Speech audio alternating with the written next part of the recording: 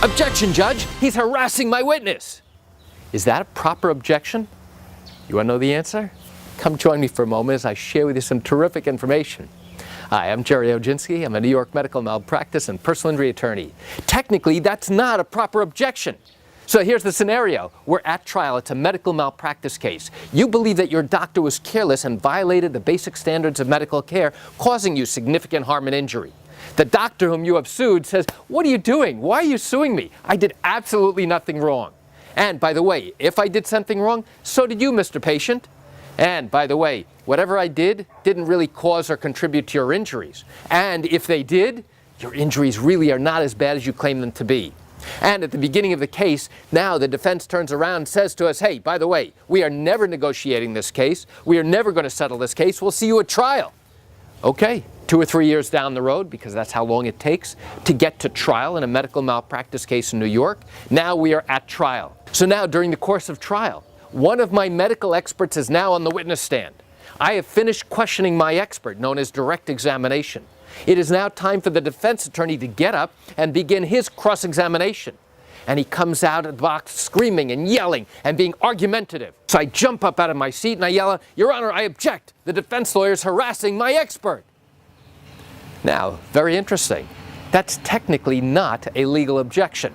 What is that type of objection? It's basically a whining objection. "Judge, he's bothering my witness. Could you do something?" That's really what the objection is about. He wants to do something to try and interrupt the defense lawyer to go ahead and stop doing what he's doing. Maybe he's being harassing. Maybe he's being aggravating. Maybe he's being annoying as hell. Maybe he's being argumentative. There could be many things that he's doing to make this an obnoxious cross-examination. And again, there could be different strategies for why he's doing that. But for an attorney to stand up and yell, "Judge, he's harassing my witness," yeah, everybody knows that. They see it. It's plain as day in the courtroom. They see what he's doing. They see he's being a pain in the ass, okay? And that he's being argumentative and he's fighting and he's yelling and screaming. Everybody sees it. Everybody knows it. So what is the judge going to do?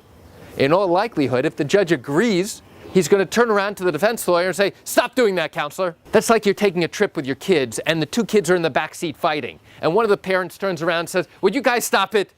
That's exactly what it is. Just stop it, right? Does it work? No, it doesn't work. So now the defense attorney says, "I'm sorry, Judge." And within moments, he's doing it again and again. He's arguing and screaming and yelling and argumentative. Now, being argumentative is a proper objection. But to say, "Judge, he's harassing my witness," no, no, no. Everybody knows that. Everybody knows that cross-examination is the culmination, the high point, the drama, the dramatic point in any trial, certainly for any witness. Because it really is a search for the truth. It's trying to get information from the expert to get him to concede, to turn around and say, "You're right, counselor. You're absolutely right. How could I have come up with that answer? I was totally wrong. I'm so sorry." And now, that's the point, right? And he wants to show the jury that this guy is going to crumble under his pressure. So what type of objection is proper in this scenario? "Your Honor, he's being a pain in the ass." Well, everybody knows that. And again, that's not a proper legal objection. "Judge, he's being argumentative. I object to this line of questioning." Okay, that's a proper legal question. That's a proper legal argument. And now the judge makes a ruling. And again, it's just like taking a road trip. You've got kids in the back and they're fighting with each other. And you turn around and say, "Would you guys stop that? If you don't stop, I'm going to do this. And we're going to turn around and go home."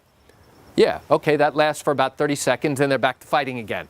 The same exact thing happens at trial. You don't want to seem weak by basically asking the judge for help for something that's so obvious. "Judge, please do something. My witness is being beaten up by this horrible, horrible pain-in-the-ass defense lawyer. Can you do something, please?"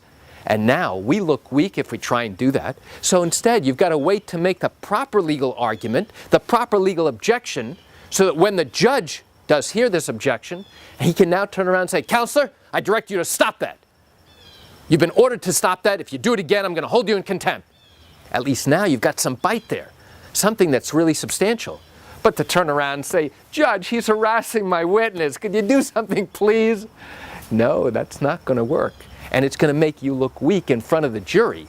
So, don't do it. Instead, make a proper legal argument, have a good legal basis to do it, and now when the judge is on your side, he turns around. Now it looks as if you are the correct one, the defense lawyer is not. So why do I share this great information with you? I share with you just to give you an insight and an understanding into what goes on in these medical malpractice cases here in New York. You know, I do realize you're watching this video because you likely have questions or concerns about your own matter. Well, if your matter did happen here in New York and you have not yet started a lawsuit because you still have questions that need answers, what I invite you to do is pick up the phone and call me.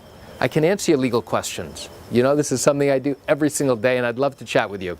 You can reach me at 516-487-8207 or by email at Gerry, Gerry, at Oginski-law.com. That's it for today's video. I'm Gerry Oginski. Have a fantastic day.